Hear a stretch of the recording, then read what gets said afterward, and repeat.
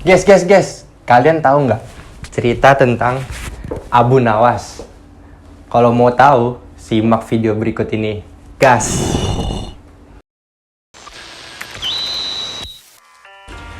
Abu Nawas atau dikenal sebagai Abu Ali Al-Hasan bin Hani Al-Hakami adalah seorang penjaga Arab. Dia dilahirkan di kota Ahvaz di negeri Persia dengan darah Arab dan Persia mengalir di tubuhnya. Sepeninggal ayahnya, Abu Nawas kemudian dibawa ibunya ke kota Basra, Irak. Dia di sana belajar beberapa ilmu agama seperti ilmu hadis, sastra Arab, dan ilmu Al-Quran. Tak lama setelah belajar ilmu-ilmu agama, Abu Nawas bertemu dengan Walibah ibnu Habib al-Asad. Walibah memberikan pelajaran kepada Abu Nawas untuk memperhalus kembali bahasa yang dia gunakan. Dia juga pergi ke Kufah untuk bertemu dengan orang-orang Arab Badui, supaya ia dapat memperhalus serta memperdalam kesusastraan bahasa Arab. Oleh karena itu, tak lama kemudian Abu Nawas terkenal sebagai seorang sastrawan cemerlang. Puisi pujiannya yang berisi pujian-pujian memungkinkannya untuk ikut mendukung Khalifah Harun ar-Rasyid, dan ia juga mengaitkan dirinya dengan keluarga Wazir Barmak yang saat itu berada di puncak kekuasaan mereka. Akhirnya, dia pun dipercaya sebagai orang kepercayaan oleh Khalifah Harun ar-Rasyid, pemimpin dinasti Abbasiyah yang kelima. Meski Abu Nawas pernah mendapatkan pendidikan agama, Abu Nawas di semasa mudanya adalah seseorang yang menyukai kehidupan hura-hura dan berpesta pora. Dia adalah seseorang pemabuk berat. Hal ini dapat diketahui melalui beberapa tema-tema puisi yang dia ciptakan di saat mudanya dulu. Syair-syairnya masa itu lebih banyak bercerita tentang minuman, wanita, dan cinta.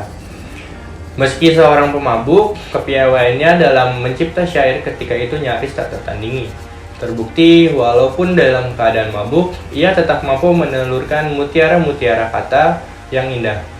Hingga pada suatu saat, ketika Abu Nawas membacakan puisi tentang Khalifah Bani Mudar, dia dihukum karena membuat Khalifah murka karena isi puisi itu sangat menyinggung sang Khalifah.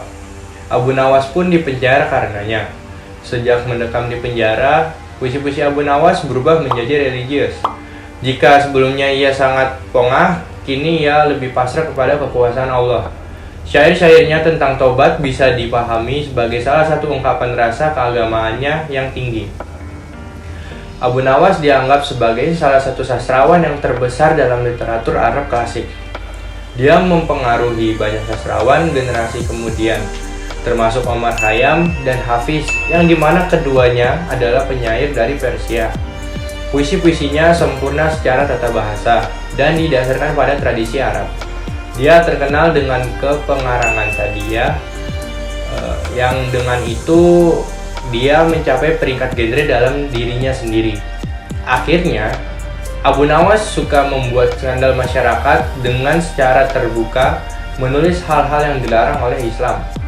Tema dari puisi tersebut umumnya adalah tentang kehidupan kota.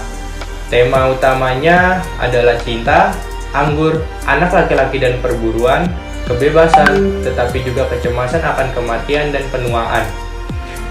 Pikiran kritisnya berubah terutama terhadap institusi keagamaan. Karya Abu Nawas adalah bagian dari gerakan pembaruan puisi Arab yang dimulai pada masa Bani Umayyah dan jatuh tempo di bawah kekhalifahan Abbasiyah pertama. Ia dianggap sebagai seniman penting gerakan ini, yang menganggap puisi sebagai ekspresi bebas dan langsung dan bukan sebagai pengulangan pola bahasa klasik dan blok bahasa.